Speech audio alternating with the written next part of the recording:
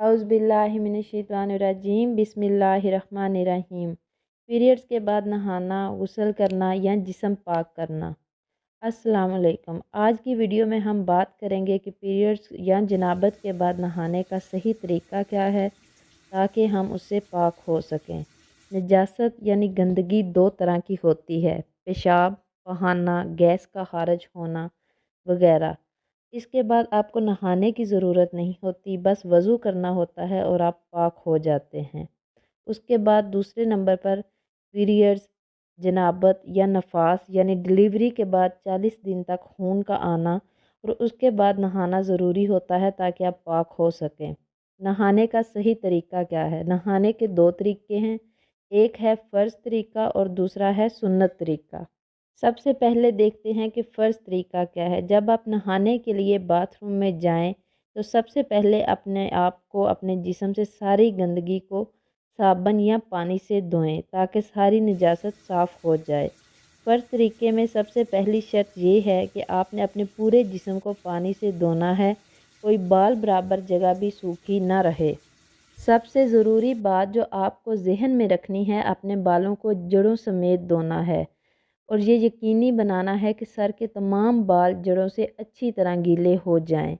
अगली शर्त यह है कि आपको कुली करनी है और नाक में पानी डालना है जैसे हम वज़ू में करते हैं। ये बहुत ज़रूरी काम है। अगर आप पूरे जिस्म पर अच्छी तरह पानी डाल लें और ये काम करना भूल जाएं यानी कुली करना और नाक में पानी ना डालें तो आपके गुस्ल के फ़र्ज़ पूरे नहीं होते। तो इस बात को यकीनी बनाएं कि आप जब भी पाक होने के लिए नहाएं तो कुली ज़रूर करें और नाक में पानी ज़रूर डालें।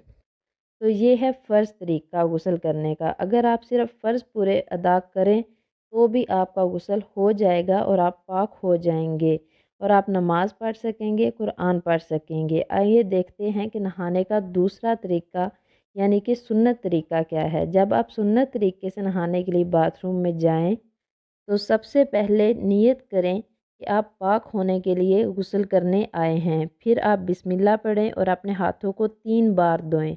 फिर अपने बाएं हाथ से अपनी शर्मगाह को धोएं और जहां भी निजासत लगी हो उसे साफ़ करें। फिर आप अपने सर पर 3 बार पानी डालें और अपने हाथों से अपने सर की जड़ों को अच्छी तरह गीला कर लें। उसके बाद अपने पूरे जिस्म पर पानी डालें। आप चाहें तो साबुन से या फिर साफ़ पानी से अपने जिस्म को धो सकते हैं। ये है सुन्नत तरीका गुस्ल करने के बाद। इसके बाद भी आप इंशाल्लाह पाक हो सकते हैं और अपनी तिलावत और इबादत कर सकते हैं। कुछ अहम बातें जिन पर बहुत से लोग गौर नहीं करते या ध्यान नहीं देते जिसकी वजह से उनका गुस्ल मुकम्मल नहीं होता। नंबर 1, सबसे पहले ये ध्यान रखना है कि आपके जिस्म का कोई भी हिस्सा सूखा ना रह जाए और अगर आपने कोई ज्वेलरी पहनी है जैसे रिंग या टॉप्स वगैरह जो जिस्म के साथ चिपका हुआ है तो उसके अंदर पानी ना जा सके तो उसको या तो उतार लें या फिर ढीला कर लें या फिर घुमा कर उसके अंदर से पानी गुजारें, क्योंकि जब तक उस जगह पर पानी नहीं लगेगा आपका गुस्ल मुकम्मल नहीं होगा। नंबर 2, अगर आपने कोई नेल पॉलिश वगैरह लगाई हुई है तो उसे ज़रूर उतार लें क्योंकि नेल पॉलिश के नीचे से पानी नहीं गुज़रता और वो जगह गीली नहीं होती। आपका वज़ू और या गुस्ल मुकम्मल नहीं होगा और ये बहुत बड़ी गलती है जो कि अक्सर लड़कियां करती हैं, ख़ास तौर पर नई नवेली दुल्हनें। नंबर 3, हाथों और पैरों की उंगलियों के बीच में भी एक बार अपना हाथ ज़रूर फेरें ताकि वो जगह भी सूखी ना रह जाएं। नंबर 4, सर की जड़ों को अच्छी तरह मसल कर आप गीला कर लें क्योंकि हो सकता है कि आपके सर की जड़ें सूखी रह जाएं और आपका गुस्ल मुकम्मल ना हो।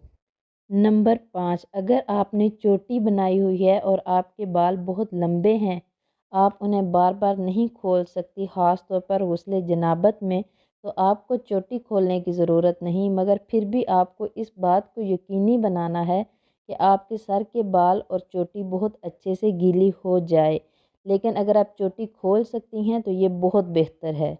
नंबर 6, पाक होने के लिए जब आप गुस्ल कर रहे हैं तो उसके लिए आप शैम्पू, साबुन या खुशबू वगैरह इस्तेमाल कर सकती हैं, इसमें कोई हर्ज नहीं।